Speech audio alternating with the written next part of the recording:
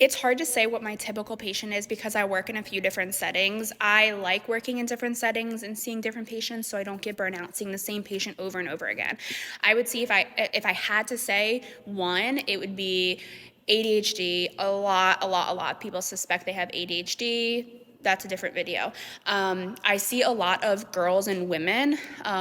Obviously different issues between men and women, but a lot of anxiety, depression. In my one setting, I see IOP patients, so intensive outpatients, teens and young adults. So everything you would expect to see in a teenager.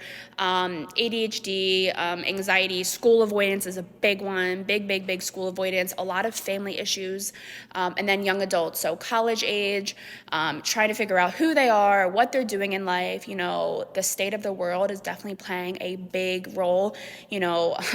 Everything's expensive. They can't live on their own. Everyone feels behind compared to their peers. So there's a lot of that. But in outpatient currently, I see as young as maybe 7. I don't like to see too young via telehealth, but as young as 7, and that's every once 6 months.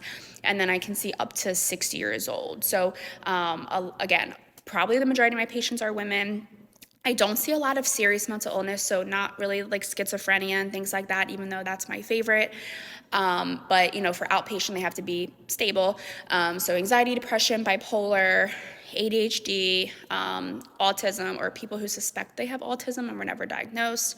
And then there's also a lot of alcohol use, marijuana, vaping, all of the things. And I would say with women, there's a lot of those comorbid disorders. So a lot of autoimmune disorders with women, PCOS, PMDD, endometriosis, fibromyalgia. So for me, I like having a different patient population. That helps keep me not getting burnout. So hope that helps. But if you do like a certain population, there's a lot of different ways you can just get that population. So if you like substance use, you can go work in a detox, a rehab, or an IOP for substance use and just see that patient.